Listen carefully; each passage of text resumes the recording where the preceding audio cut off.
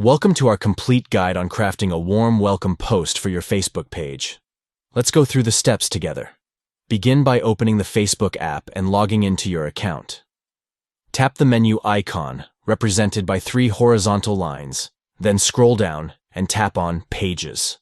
Switch to your desired page by tapping the down arrow next to the profile photo at the top and selecting the page you wish to switch to. Next, tap on Write a Welcome Post located at the bottom of the screen. Type your welcoming message in the provided space, and once you are satisfied with your post, tap Publish to share it with your audience. By following these simple steps, you can create a welcoming atmosphere for visitors to your Facebook page, setting a positive tone and engaging with your followers right from the start. Show your appreciation and make a memorable first impression with a thoughtful welcome post. Thank you for joining us. We hope this guide has been informative in demonstrating how to write a welcome post for your Facebook page.